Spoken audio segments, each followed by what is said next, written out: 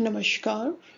आज मैं आपसे एक बहुत ही ज़रूरी जानकारी शेयर करने जा रही हूँ कि ये दाँत खाज खुजली नाम की जो बीमारी कहलाती है, अखबारों में बहुत ज़्यादा इसकी एडवर्टाइज़मेंट आती है इसके इलाज की, एक बहुत ही बड़ी महामारी का रूप ले चुकी है।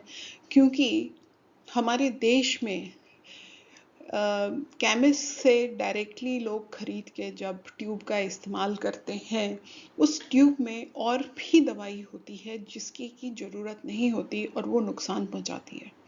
और उसके कारण अब बाकी की दवाइयाँ भी बेअसर हो चुकी हैं और हमें महंगे इलाज की तरफ और ज़्यादा कॉम्प्लिकेटेड इलाज की तरफ जाना पड़ रहा है। और ये इन्फेक्शन हम ज़्यादातर इसको रिंगवर्म इन्फेक्शन या टीनिया भी बोलते हैं, अब हिंदुस्तान के अलावा बाकी दुनिया में भी फैल चुका है। और हिंदुस्तान में तो आज की डेट में ये सिचुएशन है कि हर तीसरा चौथा इंसान इससे इन्फेक्टेड है और दवाइयों का कोई असर नहीं हो रहा है। तो मेरी ये ड्यूटी बनती है कि आप लोगों को इसके बारे में अवगत कराया जाए। रिंगवर्म इन्फेक्शन जो है इंसानों से इंसानों में और जानवरों से यहाँ तक कि मिट्टी से भी कभी कभी फैलता है। तो ये एक तरह का फंगल इन्फेक्शन है, फंगस है ये एक तरीके की। और ज़्यादातर आप लोगों ने देखा होगा कि ऐसे गोल गोल चकत्ते होते हैं जिसमें बीच में तो साफ हो गया होता है, वहाँ से बाल भी झड़ गए होते हैं, पर जो उसका बॉर्डर है ये थोड़ा सा उठा हुआ लाल रंग का और थोड़ा सा इसमें खुजली होती है, थोड़ी खारिश होती है, इस तरीके का होता है। और ये साइज में बढ़ता जाता है वक्त के साथ और भी जगह शरीर में इसके ये चकत्ते उभरने लगते हैं। तो ये जो इन्फेक्शन है बड़ी आम चीज़ थी अभी तक और इसका इलाज भी सरल था।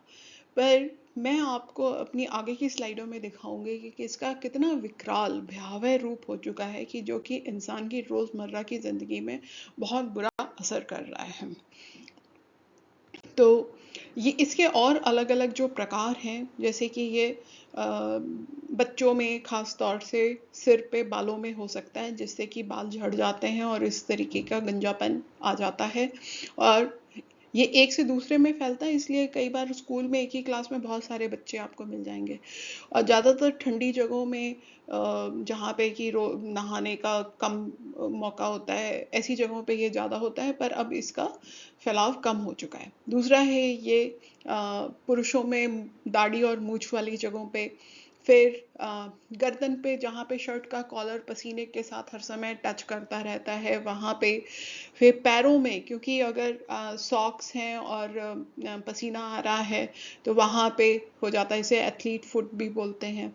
पैरों में अगर पानी में ज़्यादा हाथ भीगे रहते हैं और बाकी जगह कहीं शरीर में और भी इन्फेक्शन है तो वो यहाँ पे फंगस नाखूनों में पहुँच जाती है।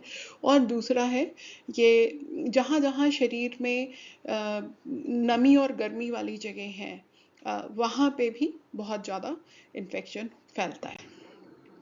अभी तक इसकी एक ही प्रकार की फंगस थी जो कि इन्फेक्शन करती थी, ट्राइकोफाइटॉन रूब्रम। अब जो सबसे बड़ा चैलेंज आया है हम सब के लिए वो है एक नई स्पीसीज आ गई है जो कि सामान्यतया यूज होने वाली दवाई टर्बिनाफीन को रेजिस्टेंट हो गई है। और इसने इस तरीके से हमें और भी महंगी और वो दवाइयाँ जिनके साइड इफ़ेक्ट बहुत हैं वो यूज़ करनी पड़ रही हैं। और इसका मैं जो पब्लिकेशन हुई है उसमें ये दिखाया गया है ये पब्लिकेशन में कि देखिए कैसे शरीर में, पूरे शरीर में वो छोटा सा 2-3 सेंटीमीटर का चकत्ता फैल के पूरे शरीर को कैसे अफेक्ट कर सकता है। और सिर्फ इसका कॉस्मेटिक रीज़न ही नहीं है, इसमें पेशेंट को मानसिक रूप से भी बहुत तनाव होता है और ये घर में औरों को भी फैल सकता है आपसे। तो इसमें इस मरीज ने कम से कम 100 ट्यूब केमिस्ट से खरीद के इस्तेमाल की थी 1 साल के अंदर, और उसके बाद ये ठीक होने की बजाय पूरे ही शरीर में फैलता चला गया। तो इसका जो कारण वो बता रहे हैं, कारण ये है कि एक स्टेरॉइड होता है, आप लोग अब समझते होंगे, आप लोगों ने कोविड के टाइम में काफ़ी कुछ जाना और समझा है कि एक स्टेरॉइड अच्छी ड्रग नहीं होती है। स्टेरॉइड जान बचाने के लिए आखिरी दवाई जो हमें इस्तेमाल करनी पड़े किसी मरीज में तब यूज़ की जाती है।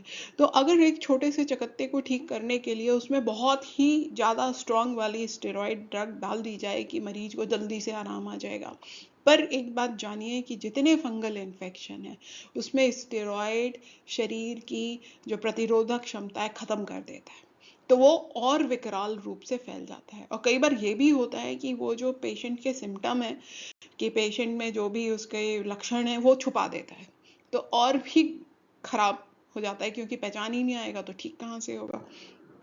तो इनको हम ये जो ट्यूब हैं जिसमें कि मालूम है कि एक दवाई की जगह 3-4 तरीके की दवाइयाँ डाल दी जाती हैं, उनको फिक्स ड्रग कॉम्बिनेशन बोलते हैं।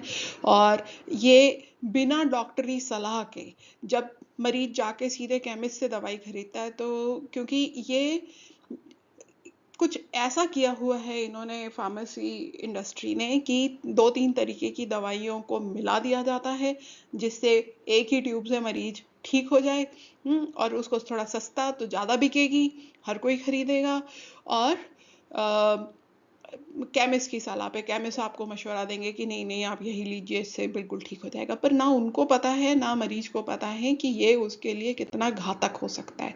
यहाँ पे एक और केस है जिसमें कि उसके पूरे शरीर में ये फैल चुका है और उसको स्टीरॉइड का साइड इफेक्ट भी हो गया। आप ये सफेद सफेद लाइनें देख रहे हैं, इसको ये जो है स्टीरॉइड के कारण शरीर में इतना स्टीरॉइड इस मरीज के जा चुका है और ना ही उसका ये देखिए ठीक हुए हैं और बढ़ गए हैं, बल्कि कि उसको इस बीमारी के अलावा दूसरी बीमारी भी हो गई है जिसे हम कुशिंग सिंड्रोम बोलते हैं कि मुंह एकदम गोल चांद की तरह, मून फेसिस बोलते हैं, हो जाता है। इसके अलावा इसको टीनिया इनकॉग्निटो जिसमें कि असली बीमारी पहचान ही नहीं आती। अभी ये एक और केस है जिसमें कि इतना फैल गया है कि ये लगता है कि सोरियासिस है कि एक्जिमा है, जबकि है ये रिंगवर्म इन्फेक्शन, टीनिया।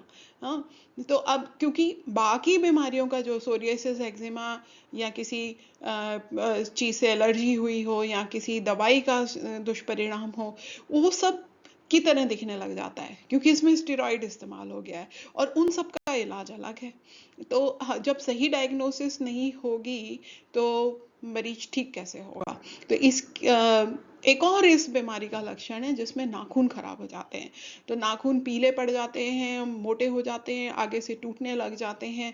और ये ज़्यादातर अधेड़ उम्र या बड़ी उम्र के लोगों में ज़्यादा देखने को मिलता है और इसको ठीक करना बहुत मुश्किल होता है। पैरों में ये ज़्यादा मिलता है, हाथों के भी नाखूनों को अफेक्ट करता है और इसका इलाज कर भी दिया जाए तो ये फिर से हो जाता है और कई बार इसको 6-6 9-9 महीने का दवाई देना ही पड़ता है और दवाई खानी पड़ती है, लगाने से इसको इलाज नहीं होता है। तो इन सबको की सही डायग्नोसिस बने कि सही में ये लक्षण जो हैं रिंगवर्म के हैं, तो उसके लिए हमें लैब में दिखाना चाहिए। लैब में जांच, अब लैब में जांच बोलते हैं, खून की जांच नहीं करानी है, या तो आपके स्किन में है या आपके बालों में है या आपके नाखून में है, उसका सैंपल आपको लैब में देना पड़ेगा डॉक्टरी परामर्श के बाद। और उसके बाद वो जांच से जब पाएंगे कि हाँ यही बीमारी है तभी इसकी दवाई दी जाएगी। अब इधर एक और रिसर्च हुई है कि जो 4 दवाइयाँ जिनको खाने से मरीज ठीक होते थे उन्होंने भी असर करना कम कर दिया है। एक ही दवाई बची है जो आधे से ज्यादा मरीजों को 2 महीने के बाद कुछ प्रतिशत तक ठीक कर रही है। तो ये सब बिना डॉक्टरी सलाह के अपने आप इलाज करने के दुष्परिणाम हैं। अब इसका इलाज कैसे करना चाहिए, तो एक तो इनकी दवाइयाँ होती हैं जिसमें इस तरीके से 3-4 दवाइयों को नहीं, एक ही दवाई, अगर एक छोटा सा सिर्फ ऐसा पैच है तो एक एंटी फंगल दवाई होती है, वो डॉक्टरी सलाह पे लीजिए और उसको लगाइए। और इसमें जहाँ पे तो ये चकत्ता है उसके आसपास की चमड़ी में भी 1 इंच के रेडियस तक लगाइए। और जब ये ठीक हो जाए, जब ये दिखना बंद हो जाए चकत्ता, उसके बाद भी 2 हफ्ते तक लगाते रहिए। क्योंकि ये चमड़ी का जो सबसे बाहर मृत वाला कोशिकाएं होती हैं, उसमें ये फंगस बैठी होती है। जब तक वो ना झड़ जाए तो ये फिर से होने का डर होता है। इसलिए जब ये घाव दिखना बंद हो जाए उसके बाद भी 2 हफ्ते तक दवाई बराबर लगाते रहनी है, सुबह शाम। पर ये डॉक्टरी सलाह पे ही लेनी है। दूसरा है जिनको बहुत ज्यादा है, पूरे शरीर में फैल गया है, एक छोटा सा ये नहीं रह गया है, या नाखून में है या फिर उनके बालों में है, उनको तो गोली खा के ही ठीक किया जा सकता है। और दवाई भी जो है उसके लिए अब जो गोली रह गई है, जैसे कि हमने देखा, तो उसके बहुत सारे दुष्परिणाम है। एक तो वो आराम से अगर हम ऐसी खाली पेट खाएंगे तो वो नहीं पहुंचेगी और ठीक नहीं करेगी जहाँ पे भी इन्फेक्शन है। तो इसको खाना चाहिए या तो कुछ ऐसी खाने के साथ खाइए, या जैसे कि कोको कोला है या ऑरेंज जूस के साथ, पर सुबह शाम खाना है, हर समय कौन खा सकता है। दूसरी बात, इस दवाई के दूसरी दवाइयों के साथ बहुत नुकसान है, तो अपने डॉक्टर को जरूर बताइए। और ये दवाई सिर्फ डॉक्टरी सलाह पे ही खानी चाहिए, अपने आप नहीं खानी चाहिए, नहीं तो हार्ट फेल तक जैसी चीज हो सकती है। ठीक है। उसके अलावा अमेरिका में उन्होंने एक और इसी का निकाल दी है, फंगस की, जो किसी भी दवाई से ठीक नहीं होती। और उन्होंने एक मरीज की हिस्ट्री बताई है कि जो 20 साल से इसी इन्फेक्शन से जूझ रहा है और वो अभी तक ठीक नहीं हो सका है। तो अगर हम इन दवाइयों का ठीक से इस्तेमाल नहीं करेंगे तो ये जानिए कि हमारी भी स्थिति इस मरीज जैसे हो सकती है। तो अब हमें क्या करना है? हमें अगर ऐसे लक्षण होते हैं डॉक्टरी सलाह लेनी है, और लैब में जांच कराने के बाद, जो कि आसानी से माइक्रोस्कोपी या छोटे छोटी लैब में भी, पर थोड़ा सा उनको आना चाहिए, पता होना चाहिए क्या है, से भी करा के आप ठीक हो सकते हैं। तो मरीज की जिंदगी पे बहुत ज़्यादा असर पड़ता है। इसके कारण उन्होंने कुछ एक ये बताई हैं क्या करें और क्या ना करें। तो पहले तो शरीर को स्वच्छ रखें, सूखा रखें, रोज नहाएं, रोज अपने पूरे कपड़े अंदर के बदलें, यहाँ तक कि मोजे भी रोज बदलें, रोज धोएं, जूतों को अच्छे से हवा लगाएं। अगर आपके पास कोई पालतू पशु है तो उससे भी आपको हो सकता है, तो अगर आपका इलाज हो रहा है तो हो सकता है अगर उसको उससे ही हुआ है तो उसका भी इलाज कराना पड़ेगा। दूसरा है, ये हमारे देश में इस समय देखिए कितने gym, beauty parlour, swimming pool, spa, massage centre सब खुल गए। पर पता है कि आपको इन जगहों की साफ सफाई कर देख रेख करना बहुत जरूरी है। और अगर ये नहीं करेंगे तो यहीं से इन्फेक्शन हम घर लाएंगे, और घर में जब एक को होगा तो दूसरों को भी होगा। क्योंकि ये हम देखिए, अगर हम अपना कंगा, टॉवल, हैंकी, जूते चप्पल एक दूसरे के साथ साझा करेंगे तो दूसरों को भी हो जाएगा। तकिए का गिलाफ है ना, तो अपनी पर्सनल यूज की चीजें किसी और के साथ नहीं शेयर करनी होती है। तो इसलिए उन्होंने बोला है इस इन्फेक्शन के बारे में जानिए। और अब देखिए डायबिटीज कितनी फैल गई है, डायबिटीज लोगों में ये ज्यादा फैलेगी, है ना। जिन लोगों की इम्यूनिटी कम है उनको ज्यादा फैलेगी, और फिर सिंपल दवाइयों से ठीक नहीं होगी। और अगर जब दवाई से ठीक नहीं होगी, आप गलत दवाई इस्तेमाल करेंगे तो पूरे शरीर में फैल जाएगी। जब पूरे शरीर में फैलेगी तो लोगों को मालूम है कि उनको भी आपसे इन्फेक्शन हो सकता है, तो आप बाहर घर के निकल ही नहीं पाएंगे, आप अपने जॉब पे नहीं जा पाएंगे, आप कहीं नहीं, आपकी जिंदगी पूरी थम सी जाएगी। इसलिए जिम्मेदार बनिए। और अगर आपको लक्षण है या आपके आसपास किसी को ये लक्षण है, क्योंकि इस समय ये कहा जा रहा है कि हिंदुस्तान में हर तीसरा चौथा व्यक्ति जाने अनजाने इस इन्फेक्शन से ग्रसित है, तो ठीक ढंग से इलाज कराइए। और केमिस्ट से जाके अपने आप कोई ट्यूब, कोई दवाई लेके नहीं खानी है, डॉक्टरी परामर्श से खाइए, तभी आप ठीक होंगे। और डॉक्टर्स के लिए भी सलाह है कि आप लैब का सपोर्ट लें। धन्यवाद।